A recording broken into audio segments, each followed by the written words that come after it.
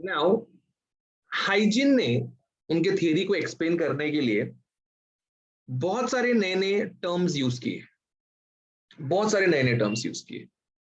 तो वो टर्म्स को पहले डिफाइन करना पड़ा उनको, क्योंकि लोगों को थोड़ी समझ, जैसे कि तुमको सडनली मैं बोलूं वेवफ्रंट क्या है बता, तो तुमने आज तक सुना नहीं है, तो तुमको समझ में ही नहीं आएगा कि वेवफ्रंट क्या है। So this is not just the case with you, this is a case with everyone.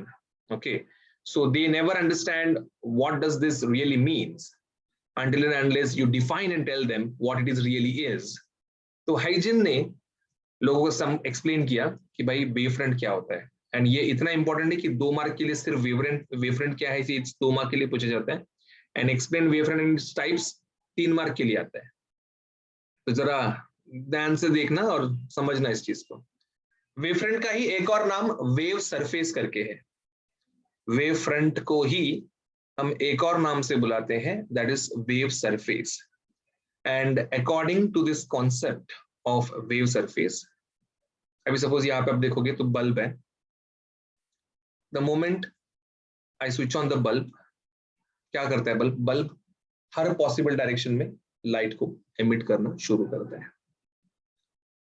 अभी सपोज मैंने एक पर्टिकुलर टाइम पे लाइट को पॉज किया, लेट्स से कि हमने एक ऐसा पर्टिकुलर टाइम पे लाइट को पॉज किया, तो इस डायरेक्शन में लाइट यहां तक पहुंचा है, इस डायरेक्शन में लाइट यहां तक पहुंचा है, इस डायरेक्शन में यहां तक पहुंचा है, इस डायरेक्शन में यहां तक पहुंचा है, इस डायरेक्शन में यहां तक पहुंचा है। ठीक है, तो इसे मैंने डॉट से दिखाया। अब ये जो डॉट्स है, these are receiving light at same time, and also you can see these are in same phase. देखो ना, सबका क्रेस्ट जस्ट फॉर्म होकर खत्म हो रहा है, जस्ट फॉर्म होकर खत्म हो रहा है।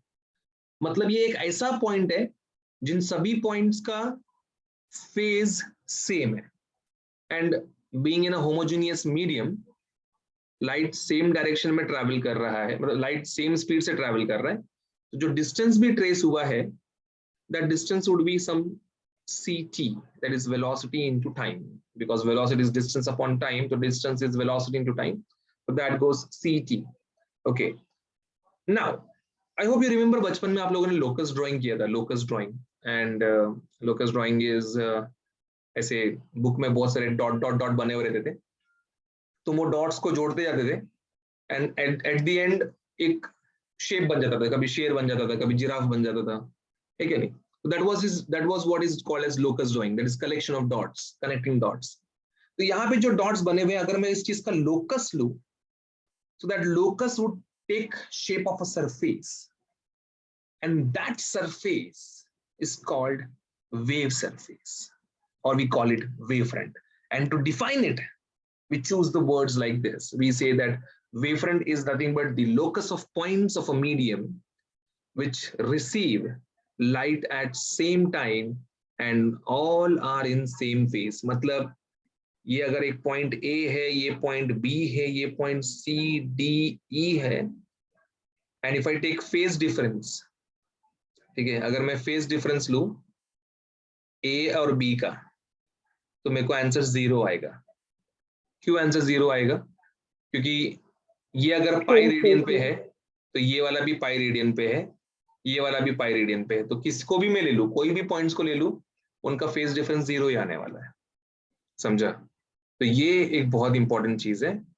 प्लस अगर मैं उनको ऐसे परपेंडिकुलर ड्रॉ करूं, तो वो परपेंडिकुलर उसका ट्रैवलिंग प्रोपगेशन बताएंगे कि वो उस दिशा में आगे बढ़ने वाला है, ये वो परपेंडिकुलर लाइन शो करता है यहाँ पे। तो बेसिकली ये वेव फ्रंट का डेफिनेशन है। एग्जाम में अगर हमको कोई पूछता है, कितने भी मार्क के लिए पूछता है, 1 मार्क के लिए पूछता है, 2 मार्क के लिए पूछता है, ये कंटेंट जाना चाहिए। समझा? टेक्स्ट बुक में थोड़ा अलग दिया है, टेक्स्ट बुक में थोड़ा शॉर्ट रखने के बजाय घुमाया है काफी ऊपर नीचे, इसका स्क्रीनशॉट लेके रखो। ये बहुत जबरदस्त डेफिनेशन है जो आप यूज कर सकते हो आपके लिए। ठीक है, चलिए, तो ये वेवफ्रंट था। अब वेवफ्रंट सीखने के बाद what are the different types of wavefront. तो डिफरेंट टाइप्स ऑफ वेवफ्रंट के लिए आप खाली याद रखो कि कौन से सोर्स को कहां पे रखने से वो वेवफ्रंट डिजाइन होता है। For example, the very first type of wavefront is spherical wavefront. ठीक है, एंड व्हेन आई से स्पेरिकल वेवफ्रंट, तो spherical wavefront is something which can be obtained by using a point source and keeping it at finite distance. Getting it? Point source मतलब कोई भी, sun is a point source, then bulb is a point source, candle is a point source. तो जब कभी भी एक point source से light निकलता है and आप उसको एक finite distance पे रखते हो, तो it particularly forms wavefront. ठीक है, इस तरीके से देखो ना, स्फीयर पूरा एक स्फेरिकल शेप में उसका रोशनी फैलता है। तो ये जो स्फेरिकल डायरेक्शन में उसका जो रोशनी फैला है यहाँ पे, उसके पीछे का रीजन इन्होंने बहुत क्लियरली जस्टिफाई किया है। अब ये जो पर्टिकुलर लाइट से यहाँ पे निकल रहा है, ये फाइनाइट डिस्टेंस पे रखने पे ही होता है। अगर ये फाइनाइट डिस्टेंस की जगह पे इनफाइनाइट डिस्टेंस आएगा तो ये पूरा का पूरा जो चीज है ये बदली हो जाएगा, it won't be having the same characteristics. So in order to obtain spherical wavefront, the object should be kept at finite distance. It is highly important, highly mandatory and recommended, क्योंकि इन्फिनिटी पे लेके जाने से इसका पूरा का पूरा characteristics change होने वाला है।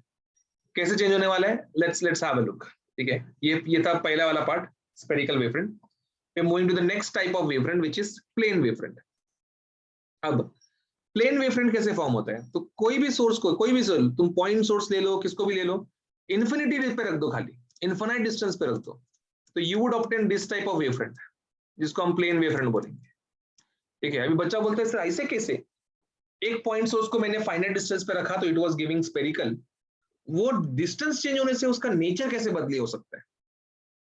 तो होता है, डिस्टेंस चेंज करने से नेचर बदली होता है। अब कैसे होता है, तो उसके लिए हमको एक एग्जांपल लेना पड़ेगा। चलो भाई साहब एग्जांपल लेते हैं। सपोज लेट्स से ये सन है, ठीक है, यहाँ पे जो दिखाया भाई, ठीक है, ये थोड़ा अपन नीचे बनाते हैं इसको। लेट्स से कि ये सन है। अब सन है तो सन से तो भाई हर पॉसिबल डायरेक्शन में लाइट निकलेगा, getting it? Her possible direction में लाइट निकलने वाला है। तो इधर सपोज दूर अर्थ है, सपोज ये सन के सामने छोटू सा दिखता है ना अर्थ, तो ये अर्थ है, और सन से लाइट निकले भाई, हर पॉसिबल डायरेक्शन में सन से लाइट निकले। अभी उसमें से कुछ लाइट, अभी तुम बोलोगे कि सर स्पेरिकल निकलता है, हाँ भाई बराबर ना, स्पेरिकल ही निकलते हैं। ले ये हमने बनाया, स्पेरिकल लाइट बनाया यहाँ पे, ठीक है, ये लो। तो ऐसे spherical spherical spherical spherical spherical spherical spherical, ऐसा अर्थ तक पहुंचाइए। अब अर्थ ने जो रिसीव किया, जरा उस चीज को जरा ध्यान से देखते हैं कि अर्थ ने क्या रिसीव किया है। तो भाई ये थोड़ा सा सीधा बनाने, एक जरा एक सेकेंड रुक रहे, एक स्ट्रेट लाइन खींचता हूँ। लेट्स से अर्थ ने यहां से लेके यहां तक, ठीक है, और यहां से लेके यहां तक, इतना पार्ट अर्थ ने रिसीव किया। अब जो भी पार्ट अर्थ ने रिसीव किया, मैं उस पार्ट को हाईलाइट करता हूँ। ठीक है, यहाँ पे मैं ये सपोज इधर में कोई ये ना, ये इधर से ये, इधर से ये, इधर से ये, इधर से ये ये सबको कलर ब्लाइंडनेस नहीं है ऐसा मैं उम्मीद कर रहा है, और सबको दिख रहा है ये भी मैं उम्मीद कर रहा है। ठीक है, तो ऐसे यहाँ पे हाँ दिख रहा है ना बाबा, ठीक है। तो ये पार्ट हमको मिला। अभी ये चीज को अगर मैं इरेज करूं, ठीक है, इस पार्ट को अगर मैं इरेज करूं तो तुमको क्लियरली नजर आएगा कि भाई अर्थ को इनफिनाइट डिस्टेंस से क्या रिसीव होते गया है। Can you see the shape? Shape दिख रहे हैं कैसे? हाँ सर। तो मेन जो सीन है वो डिस्टेंस का है कि भाई ये डिस्टेंस के बढ़ जाने की वजह से ये पूरा उथल पुथल हो जाता है भाई साहब, गेटिंग इट? तो ये जो इनफिनाइट डिस्टेंस, इसलिए बोला ना any source, you keep any source at infinite distance, वो प्लेन बन जाएगा, क्योंकि उसको आते आते ही भाई साहब इतना छोटा पार्ट रिसीव होने वाला है। And that is the same reason behind why skies appear flat even though earth is spherical. The same reason, because we can see a very small part of the sky, that's why the curvature is not seen. ये था दूसरा wavefront, plane wavefront. Then तीसरा है cylindrical wavefront. तो cylindrical wavefront obtain करने के लिए आपके पास लीनियर सोर्स होना चाहिए, जैसे कि यहाँ पे आपको दिखेगा सामने।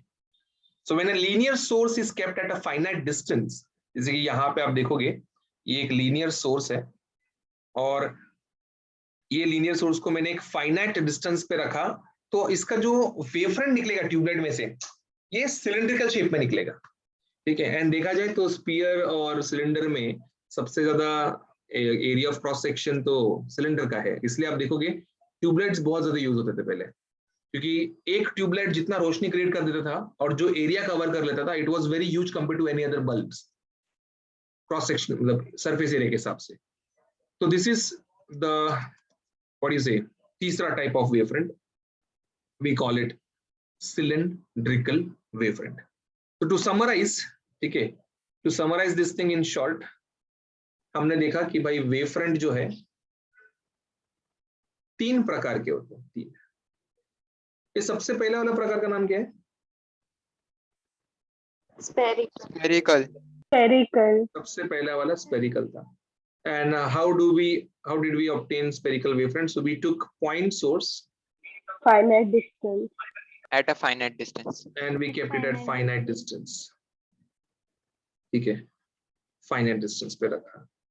Then दूसरा जो था, दूसरा वाला was plane and plane wavefront can be obtained by infinite distance. point source at infinite distance, any source, ठीक है, any source at, but the condition is infinite distance, infinite distance. ठीक है, नहीं, it should be at infinite distance। and जो तीसरा था भाई साहब, समझ रहे हो, जो थर्ड वाला part cylindrical, it was cylindrical wavefront and it can be obtained by linear source and mandatory condition finite distance, क्योंकि अगर ये डिस्टेंस इनफाइनाइट हुआ तो ये भी प्लेन वेवफ्रंट का शिकार हो जाएगा, ठीक है। तो ये एक बहुत ही ज्यादा एक्सपेक्टेड क्वेश्चन है, ठीक है, बहुत ही ज्यादा एक्सपेक्टेड क्वेश्चन है कि what do you mean by wavefront and what are its types. ये अगर हम समझते हैं तो सॉर्टेड चलता है लाइफ, कोई प्रॉब्लम नहीं होता है उसमें, ठीक है। चलो, तो ये हमको एक बात समझ में आ गई यहाँ पे। अब जितने प्रकार के वेवफ्रंट थे उतने प्रकार के वेव नॉर्मल भी। What is wave normal? तो basically wave normals are nothing but the perpendicular drawn at any point of the surface of wavefront. तुम एक वेवफ्रंट के ऊपर किसी भी पॉइंट पे परपेंडिकुलर ड्रॉप कर दो, that perpendicular is called as wave normal and wave normal always shows you the direction of propagation of light। मतलब लाइट किस दिशा में प्रोपोगेट करेगा वो वेव नॉर्मल बताता है। बचपन में याद है आप लोग रे डायग्राम बनाते थे, रे diagram, that ray diagram that ray diagram was nothing but wave normal only। बचपन में तुमको वेव नॉर्मल बोलते तो तुम पूछते ये कौन है, फिर तुमको वेवफ्रंट बताना पड़ता और वो सब चीज तुमको सिखाया नहीं था, इसलिए तुमको शॉर्ट में बोल दिया गया कि इट इज अ रे एंड रे shows the direction of propagation of light। तो वो असलियत में वेव नॉर्मल है। 1 मार्क के लिए पूछा जाता है, पूछा जा सकता है, इतना ज्यादा पूछने का चांसेस नहीं है क्योंकि द मेजर पार्ट तो वेव फ्रंट था, बट एमसीक्यू में पूछ लिया या इधर उधर किधर भी टपक गया तो भाई थोड़ा समझने को ये चीज आना चाहिए करके हम लोग ने आपको ये बता दिया जानकारी, ठीक है। इसका एक स्क्रीनशॉट रखिए क्योंकि इतना शॉर्ट में कहीं पे भी एक्सप्लेन किया हुआ नहीं है और 1 मार्क के लिए इतना सफिशिएंट होता है, to be very honest, okay. हाँ, देन इसके टाइप्स, तो टाइप्स में खाली आपको याद रखना है कि उसका नेचर कैसा है क्योंकि they are also obtain with the same thing, ठीक है। तो ये है स्पेरिकल वेवफ्रंट का स्पेरिकल वेव नॉर्मल्स, इनका नेचर डाइवर्जिंग होता है। यू कैन सी क्यों डाइवर्जिंग होता है, उसका जवाब तुम्हारे सामने ये डायग्राम में दिख रहा है कि हाउ इट इज डाइवर्जिंग, किस तरीके से वो डाइवर्ज हो रहा है, बाहर की तरफ स्प्लिट हो रहा है। The type 2 wave normal is plane wave normal which are parallel to each other. यहाँ पे आप देखोगे कि वो शीट में से ऐसे आर पार जा रहे हैं, ठीक है, and it is going parallel, आपको देखिएगा एकदम ऐसे parallel parallel parallel parallel travel कर रहा है। Then the third one is cylindrical wave normal जो डाइवर्जिंग भी होता है और पैरेलल भी होता है। अब बच्चे बोलते हैं ऐसे कैसे डाइवर्जिंग पैरेलल दोनों? अभी देखना, अभी पैरेलल तो देखो दिख रहा है, अभी ये वाला सरफेस जो है यहाँ से ये ऐसे जा रहा है, ये वाला सरफेस जो यहाँ से ये ऐसे जा रहा है, ये सरफेस जो अभी ये तुमको पैरेलल नजर आ रहे हैं, नीचे के लेयर में पैरेलल है, बट उस सेम सरफेस पे यहाँ पे भी जाएगा, यहाँ पे भी जाएगा, यहाँ पे भी जाएगा, यहाँ पे भी जाएगा, यहाँ पे भी जाएगा, तो सेम सरफेस पे it is diverging and beneath the surface it is parallel. ये समझा क्या Parallel. सबको? सबको समझ में आया कैसे? हाँ yes, सर sir. क्योंकि लोगों को समझ में नहीं आता है जल्दी, but this is how it is. तो वेव नॉर्मल का अगर बात करें तो वेव नॉर्मल का बात में 3 टाइप के वेव नॉर्मल है. There are total 3 types of wave normal. ठीक है, कौन से 3 टाइप है भाई साहब वेव नॉर्मल में? सबसे पहले वाला, spherical, plane Spherical, cylindrical. plane and cylindrical.